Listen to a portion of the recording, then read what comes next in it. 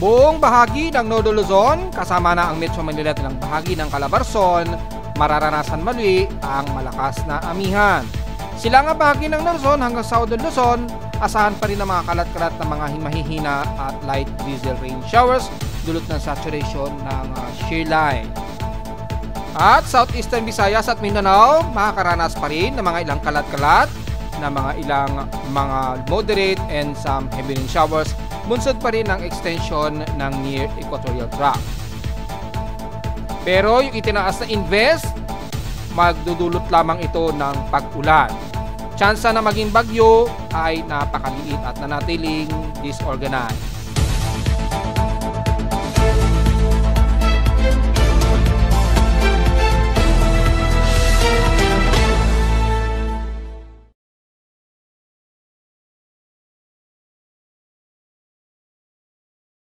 Hello, good morning mga folks. Welcome po muli sa ating Daily Weather Bulletin at Analysis para sa araw ng Miyerkules, February 5, 2025.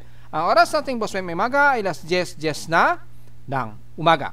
Ramdam na muli natin ang ginaw na mula kagabi at ngayong umaga at kitang-kita po ay pinapasma na naman ang inyong lingkod. Ibig sabihin yung presensya ng malakas muli na amihan ay dama na sa Metro Manila at ilang karatig sa bandang Cavite hanggang Tagaytay area. So, ilang bahagi ng extreme na Luzon, balik sa dati na mas magiging mahamog at maginaw ang paligid, lalo na sa matataas na altitude na lugar sa bahagi ng extreme na Luzon, dyan sa Benguet o bandang Baguio. So, dahil dyan ay magiging mas maulap na naman at mahamog ang ilang bahagi sa silangan ng Northern Luzon at clear skies naman at maganda ang himpapawid sa may bandang northwestern Luzon. Pero tuloy-tuloy ang tinding ginaw na temperaturang muli. So expected na bumaba na naman ang mga temperatura dyan sa La Trinidad at Benguet at Baguio City. Wala naman sa ating dashboard ay wala naman tayo na-detect na aktibong lightning strikes ayon sa aking lightning detection system dito sa Caloocan. So walang nasasagap ang antena ng aking aparato so far. Walang indicated lightning strikes. At sa Doppler radar imagery naman halos maninipis lamang. So mostly drizzle rains lamang ang maaring umiral dito sa bahagi ng Northern Luzon hanggang Southern Luzon. Sa current conditions of forecast, gloomy haze at mostly clouding muli dito sa atin sa Metro Manila at ilang karatig sa Luzon dahil na naman sa concentration ng ating amihan na pamumuo naman ng shear line sa may pagitan ng Southeastern Luzon dahil sa syempre babangga na naman yan sa easterlies dito sa may silangang dagat Pasipiko natin. So magkakaroon ng saturated water vapor at magkakaroon ng mga ilang precipitation especially dyan sa bahagi na naman ng bandang Bicol region. So magdala po ng payong mga folks sa mga taga-silangang bahagi pa rin ng ating bansa ha. Sa last temperature na itala na weather station kaninang 6:45 AM nakapagtala kami ng pinakamababa na 25.1 degrees Celsius. Halos stationary o kapareho lamang nung isang araw o nung isang araw po na parehong 25.1 degrees Celsius. Kahapon, bumababa muli ang aming highest air temperature na nasa 30.7 degrees Celsius lamang. Pinakamataas na yan. Kahapon ito ng hapon at 1:12 PM. So, balik uli sa napakababang heat index. Ang naitala namin sa Caloocan na 37.1 degrees Celsius lamang ang naitala namin sa Caloocan. Pero kung pagbabasehan ng PH Extremes in past 24 hours, nanguna ang Katbalogan sa may pinakamataas na 33.9 degrees Celsius na highest air temperature sa bansa so far. At sa Baguio City ay baba na naman o lalo na namang bumaba ang kanilang temperatura nga nasa 14.6 degrees Celsius. So grabe na naman ang lamig dyan sa Baguio. Lalo na sa bahagi ng La Trinidad Benguet. Panigurado yan na nasa around 12 or mga around 12 degrees Celsius sigurado or 11 degrees Celsius ang pinaka-lowest temperature dyan sa mabahagi na naman ng Benguet. Again, i-enjoy na po natin yan dahil ilang araw na lamang ang nalalabi bago tuluyang mamahinga yang amihan na yan sa pagsapit siguro ng after ng A15. So, pagitan ng February 16 or 18, dyan na, magkakaroon na ng monsoon break dyan. Mawawala na yung bugso na amihan, then mamamahinga na siya konti para to give way naman sa pagbabago ng klima into hot dry season na magiging pasakit na naman sa atin sa loob ng 2 buwan na grabing init na naman ang mararamdaman natin. So hanggat malamig pa po at nandyan pa po ang amihan, i-enjoy na po natin talaga ang lamig dahil mamimiss talaga natin yan pag yan ay nawala na sa bago magkatapusan ng February. Sa Inulan naman, ang precipitation na total na itala sa Surigao ay mahina lang naman. Nasa 17 mm lamang ang naging total rainfall ang naitala so far. So walang masyadong malakas ang pag-ulan ang naitala since kahapon. Outside humidity natin, katamtaman 74%. Tumaas ito ng 1% since last hour. Natiling mataas ang atmospheric pressure natin, 1011 hectopascals, and steady ito since last hour. Natiling nasa minimum low pa rin tayo pero pa 5 hours na po ito to high tide mamayang hapon ng 3:11 PM. So ibig sabihin lamang patuloy pa rin na mataas ang alon natin yan lalo na sa buong extreme north Luzon at yung silangang bahagi lalo ng bansa ay malamang nasa 1.25 meters na naman yan pataas hanggang 2.5 meters. Delikado pa rin pumalaot sa mga maliliit na sasakyang pandagat. Pero kung kailangan pumalaot, magsama kayo ng malalaking klase ng bangka para sa kaligtasan din. Grabe ang maalon kasabay na ang gale force winds dyan. So medyo ingat na lamang po sa matinding alon. Wala naman tayong anomaly na namomonitor maging sa ating space weather. Tahimik naman yung geomagnetic field so far. So maglalaro lamang yan, probably mga minor na geomagnetic field. So na-discuss natin yan kahapon yung magiging ganap na mga space weather natin. Puro mga minor to sa moderate lang naman. Hindi naman siya nagwa-wild. Sa atin namang almanak, sumikat ang haring araw kaninang 6:23 AM at inasang lulubog ito mamayang 5:56 PM. At ang ating moonrise ay maya-mayang konti pa po siya mag-moonrise. Yan. So wala pa. First quarter na po tayo at 47% illuminated na liwanag ng buwan. So mamayang 11:17 AM pa po ito mag-moonrise at mamayang hating gabi naman ng 12:27 ng madaling araw naman, kinabukasan na ng madaling araw ito lulubog. At sa ating local weather outlook para ngayong Miyerkules at Huwebes, well, balik na naman sa maulap na himpapawid ang ating maghapon. So expected ang mataas na tsansa ng pag-ulan. Pero mostly mga light drizzle rains lamang yan. Lalo na dyan sa may bandang silangang bahagi ng bansa na mas makakaranas ng saturation ng shear line na magbubunsod ng mga ilang kalat-kalat na mahihina at katamtamang ulan. Ganon din bukas ng Huwebes. So, almost stationary. Magiging maulap ang himpapawid natin pero ang tsansa 20 to 23% lang daw ang tsansa na uulanin. Highest and lowest temperature expected maglalaro 27 to 29 degrees Celsius hanggang bukas na yun ng Huwebes at lowest temperature expected 22 to 24 degrees Celsius. So diretso agad tayo sa ating ginagamit na satellite imagery. Makikita naman po yung malawakan na ito ng amihan. Ayan, bumugso na naman siya. So sa huling pagkakataon sigurado or maaring yan na ang huling pagkakataon, ang huling bugso ng amihan. So maginaw na naman ang bahagi sa Luzon kasama na ang Metro Manila. So, bagamat medyo clear skies pa rin tayo sa Metro Manila, pero mas clear skies naman ang bahagi na yan ng bandang Zambales, Central Luzon sa may Tarlac, pataas na yan ng dyan sa may bandang La Union hanggang Ilocos Norte. Kitang-kita sa satellite imagery, manipis lamang ang kaulapan dyan. Yan o, halos very clear skies po ang kalurang bahagi ng Nodo Luzon. So, mas klaro ang araw nila dyan. Sa may bandang silangan ng kasama na ang Aparit, ilang bahagi ng Isabela, yan, at Tugigaraw hanggang dyan sa may bandang Santiago, Isabela, at ilang bahagi ng Aurora region sa Kasiguran Aurora, ay magiging mas maulap naman dyan. So medyo gloomy tayo dyan, pero yung tsansa ng pag-ulan ay napakaliit na tsansa. Pumasok man, malamang light drizzle rains lamang. Depende yan sa saturation ng amihan na sumasalpok dito at kapag nagkaroon ng precipitation rate pag tumaas po yan. Pero mula sa Central Luzon pababa ng Metro Manila at ilang bahagi ng Calabarzon patuloy pa rin makakaranas ng maulap na himpapawid. Partly cloudy, so medyo moderate ang weather natin despite na partly to sa mostly cloudy at haze ang paligid natin. Malit din ang tsansa ng mga mahihinang pag-ulan.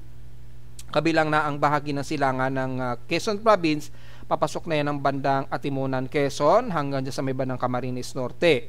Papasok na ng bandang Bico Region. Well, siyempre, yung tsansa na pag-ulan dyan, bahagyang mas mataas ng konti. Pero madalas, light to moderate lamang ang maaring bumungos dyan. Especially sa may bandang Polillo Islands at ilang area ng Camarines Norte. Yan. Katamtaman lang din ang magiging lagay ng panahon dyan. At magiging mostly cloudy din tayo dyan. So maliliitan at mga mahihinang pag-ulan lamang ang madalas na iiral. Wala tayong masyado nakikitaan ng mga malalawakang pag-ulan o malalakas-lakas na pag-ulan. Kasama na ang buong South Luzon, Mimaropa, yan, hanggang bandang Visayas area. Sa may kanluran, fairly weather, moderate po ang lagay ng panahon natin hanggang dyan sa may bandang Cebu, Bohol, at Leyte area. So mga ilang partly to some mostly cloudy lamang ang madalas na iiral. Pero yung asahan na maulan, mostly isolated lamang na mahihina at katamtamang pag-ulan. So sa hapon, maaaring magkaroon ng mga ilang localized thunderstorms, pero napakasaglit lamang ang mangyayaring pagbuhos nito. So very humid din tayo dyan. Magiging humid ang bahagya, ang parte ng kaluran ng Visayas at ilang bahagi dyan sa may bandang Central Visayas area. So medyo matinding sikat ng araw dyan at medyo mainit. So magpayong po, huwag masyadong magbibilad sa tinding sikat ng araw, kabilang nasa bahagi ng Bohol at Southern Leyte. Maulap naman ang ilang bahagi sa may bandang northern part ng Leyte mula Ormoc, Tacloban, ayan, at ilang bahagi dyan sa patawid na ng bandang kanluran ng Samar. Siyempre mula dyan sa may bandang Nabal hanggang dyan sa may bandang isla ng Kawayan. Kung titingnan natin yung pinaka-details gamit ang ating NOAA satellite imagery para sa mas detalye, magiging maulap ang parte ng Biliran. Yan. So kitang-kita naman po sa satellite imagery, maulap ang parte ng Biliran.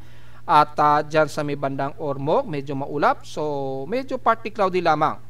At mga mahihinang pag-ulan lamang ang nakikitaan natin ng mga aasahang isolated rain showers, kasama na ang Tacloban at pagpasok naman ng Samar region. Bagamat katamtaman, magiging mas maulap, gloomy ang paligid ninyo dyan, at pagkaroon man ng mga isolated rain showers, mahihina at napakasandalian lamang ang buhos ng ulan. So magdala po ng pananggalang sa tinding sikat ng araw halos maghapon, at maaring magkaroon pa rin tayo ng mga isolated light rain showers. Kasama na ang hilagang bahagi ng Northern Samar at dito sa bahagi ng Dolores, pababa ng Borongan, and the rest ng katimugang parte ng Salcedo at Guian Eastern Samar. So wala tayong masyadong komento. Pero pagdating sa bandang Mindanao, magiging maulap at maulan ang parte ng Surigao del Norte at ilang parte ng Agusan del Norte, Agusan del Sur. Pababa na yan ang bahagi ng Davao de Oro. Yan, mga ilang moderate and some heavy rain showers ngayon ang umiiral sa ilang bahagi ng Surigao del Sur mula sa may bandang Tandag. Tumatawid po yung moderate and heavy rain showers sa area na Agusan del Sur at ilang parte ng Malabalay, Bukidnon. So magdala po ng payong kung sakaling magtuloy-tuloy ang mga pag-ulan. Maulap naman ang bahagi ng Dinagat Island at Siargao Island. So the rest na Surigao del Norte ay magiging maulap at asahan din ng mga mahihina at katamtamang pag-ulan. The rest naman ng Davao de Oro, siyempre sakop ang Compostela Valley. Pababa na yan ng bandang Davao Oriental ay magiging maulap din. Asahan din ang mga ilang mahihina katamtamang ulan na may pagkulog at pagkilat. Well, epekto pa rin ang tuloy-tuloy na near equatorial trough dyan na nababalutan. So maaring magkaroon ng mga isolated rain showers, ilang bahagi pa rin ng Southeastern Visayas. So be ready na lamang nitong maghapon. The rest naman ng Northern Mindanao mula Misamis Oriental hanggang Cagayan de Oro, Iligan at mapasok ng Lanao del Norte, maulap ang buong paligid ninyo dyan, kasama na ang areas ng Davao Region mula Davao del Norte, Davao del Sur, and the rest ng Davao Occidental rather. Maulap din at mga kalat-kalat din na isolated rain showers ang mararamdaman ng mga taga South Cotabato, sakop ng Sorsogon area. Yan, magiging maulap at mga isolated. Pero asahan ang mas humid. So medyo ma-humid po ang magiging temperatura ninyo dyan kahit na medyo maulap. So expected lamang na mga bigla-bigla ang isolated rain showers na may pagkulog at pagkidlat. Ganon din sa North Cotabato, Sultan Kudarat, pataas na yan ng Lanao del Sur, and the rest ng Lanao del Norte. So medyo prepare po sa pananggalang sa ulan dahil magiging kalat-kalat at isolated rain showers po ang magiging ulan ninyo dyan. Ganon din sa bahagi ng Misamis Occidental and the rest ng Zamboanga Peninsula. Magiging maulap po tayo dyan at asahan din ng mga isolated rain showers lalo na sa hapon o sa gabi na may kasamang pagkulot at pagkidlat. Mas madalas moderate at minimal lamang yung mga heavy rain showers na iiral. So madalas magkakaroon lamang ng mga ilang light rain showers to moderate lalo na sa bandang Zamboanga del Sur, kasama na ang Zamboanga Sibugay. Maulap din ang isla ng Mabasilan at Tulusulu. So expected din po ang mga surface trap dyan na magpapang-abot na magdudulot ng mga pagkulog at pagkidlat sa inyong lugar. Generally, magiging gloomy po ang halos parte ng Visayas at Mindanao at katamtama naman at mga ilang partly cloudy naman ang iiral sa South Luzon hanggang extreme North Luzon. Dahil na rin sa salubungan na naman ng amihan at easterlies wind flow. So, expected medyo concentrated yung saturation ng water vapor. Pero magiging mostly ay normally moderate ang ating panahon sa Luzon area. So, sa katimugang bahagi, mas overcast at mas kalat-kalat ang pag-ulan. Pagsapit naman sa bandang Luzon, mas gloomy naman pero mas moderate ang panahon natin maghapon. Kamustahin naman natin yung Invest na binabantayan ng ating computer-generated tropical cyclone sector. Itong si Invest 92W, bagamat maliit ang tsansa na magiging aktibong low pressure area, ay ang kanyang central air pressure nasa 1,005 hectopascals na pa ito as of 10:15 AM. So, according dito, pasok na ito sa mahinang tropical depression. Ayan base dito sa 1 minute average wind speed. Pero kung sa 10 minute average wind speed na pagbabasehan, nanatiling insignificant o hindi pa ito aktibong low pressure area. Sa 1 minute lamang siya nakataas. So, 1,005 hectopascals. So, medyo bumababa pa rin yung atmospheric pressure. Pero kung titingnan natin sa pinaka-satellite imagery, napaka-disorganized at wala tayong nakikitang upward low convection. So, natili lamang na mababa ang atmospheric pressure dyan. At dahil dyan ay makakaranas ng tuloy-tuloy na mga kalat-kalat na pag-ulan ang bahagi pa rin ng Mindanao hanggang sa susunod na weekend. So, mas maghanda po kayo ng payong dahil asahan ay tuloy-tuloy pa rin kayo makakaranas ng mga kalat-kalat na pag-ulan dyan. Pero wala magiging problema dahil walang significant na magiging isang malakas na bagyo ito. At wala rin tayo nakikitaan sa mga ilang computer models and forecasts. So, nakataas lamang siya under monitoring ng ating tropical cyclone sector as Invest. Yan. So, base sa movement, kung titingnan natin yung pinaka-movement, kumikilos ito pa northwestward pa rin sa bilis na 15 km an hour. Ayan bali northwestward, mga medyo northwestward pa rin ang kilos niya. Nasa labas pa rin ito ng ating Philippine Area of Responsibility. So, yun lamang po, mababa ang atmospheric pressure, so nagkakaroon ng mataas na anomaly, pero insignificant siya or napaka-disorganized na magkaroon ito ng potential na magiging agresibong bagyo o low pressure area. Manatili lamang itong surface trough o near equatorial trough na magbubunsod lamang ng mga tuloy-tuloy na ulan sa bandang Mindanao area at ilang parte ng southeastern Visayas. At wala naman sa ating TC track combination, wala naman tayo nakikita na nakataas ang forecast pa so far. Ayun dito sa ating TC track combination, wala pang indikasyon. So kung sisilipin nyo rin yan kay Japan Meteorological Agency, wala rin kayo nakikita na may potentially na forecast na tataas yan as sa aktibong low pressure area o tropical depression. Maging sa ating floater, wala Siyempre makakapal lamang yung pinaka-trough niya, pero yung upward low ay napakaliit at napakababa lamang ng kanyang low aloft. So madali lang mag-discard diyan. Oras na tumungtong yan di sa may boundary ng ating par o pumasok ng ating par. Yan, madi-discarded din kagad yan. At magme-maintain lamang siya sa trough condition na magdadala ng mga ilang kalat-kalat nga po na mga pag-ulan. So, wala tayong nakikitaan, maging sa ilang TC forecast error, wala. Sa forecast and symbols, wala rin tayong nakikitaan na significantly na nakataas. So, wala po tayong indikasyon na ito'y magiging isang agresibo na low pressure area o magiging malakas na bagyo so far. So, wala. So, para sa nakakasiguro o kung titingnan natin sa iba't ibang mga weather agencies gaya na lamang ng Joint Typhoon Weather Center, courtesy sa kanila, wala silang indikasyon na nagtaas din sila ng aktibong low pressure area o kahit man lang invest dito sa bahagi nga po kung saan nakapwesto itong C92W, wala. Maging sa Japan Meteorological Agency data feed, wala rin silang indikasyon na ito ay nagiging isang aktibong low pressure area. So, walang mga indication of forecast, meaning ay very disorganized o uncertain na ito ay tumaas pa as aktibong invest o low pressure area na matatawag. So automatic lamang nadedetect yan ng ATCF kaya naka-indicate as active invest na tinawag nga pong 92W. Kung bababasa naman natin sa Tropical Cyclone Assessment Monitoring natin, makikita naman ay halos wala ring indikasyon. Surface trap lamang ang nakikitaan dito na magpapaulan nga po sa ilang area ng Mindanao at Visayas. Kay ECMWF, surface trap din ang pinapakita o near equatorial trap na magpapaulan sa bahagi pa rin ng Mindanao. Walang indikasyon na ito ay magiging agresibong low pressure area. Ganon din sa indikasyon ni NAVGEM, pero dito mas aggressive naman kay NAVGEM. O yan, naging tropical depression siya dito. So ito ay vague forecast ito ng NAVGEM. Ibig sabihin medyo hindi makatotohanan. Kay ICON at GEM, surface trap din na nakikitaan. So, kung kukumpara natin 4 versus 1, ibig sabihin, vague itong kay NAVGEM. And the rest, mas malapit yung kanilang mga forecast mula kay GFS, ECMWF, ICON, at GEM. Which is mas mataas yung forecast probability na mananatili lamang siyang shallow trap o surface trap na magpapaulan sa may bahagi nga po ng Davao region o southern part ng Mindanao. Mula sa Global Spectral Model, ganun din na pinapakita, shallow trough lang din na pinapakita na magpapaulan sa bahagi ng Mindanao at ilang portion ng Visayas.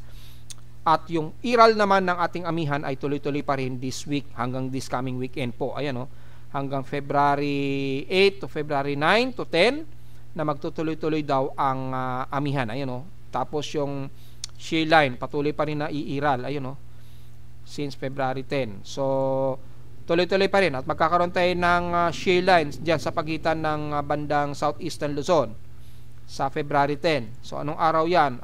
Mga next week po ng Monday. So probably mga weekend ay magtutuloy-tuloy po yung ating shear line na magpapaulan sa ilang bahagi ng Silangan Barte ng Bicol region. Siyempre damay ilang bahagi ng Quezon province yan. So medyo prepare pa rin sa mga payong para sa mga mahihina at kalat-kalat na pag-ulan dulot ng shear line hanggang this weekend po. Pero patuloy pa rin na medyo drier at gloomy lamang sa may bandang kaluran ng bansa. So wala tayong masyado magiging comment. Itong anomaly, normally tumataas yan dahil mababa ang atmospheric pressure. Nasa 1,005 hectopascals na nga po. Halos may kukonsiderang candidate na tropical wave. Pero mababa yung alof na magiging agresibong low pressure area nga talaga ito. Dahil ang mas focus ang aggressive low pressure area ay nandito sa may bandang southern hemisphere alongside ng northern Australia, ayan o, peninsula. Nakahilera pa yan o, mula dyan sa may bandang malapit sa Madagascar at dito sa may bandang pagitan ng New Zealand.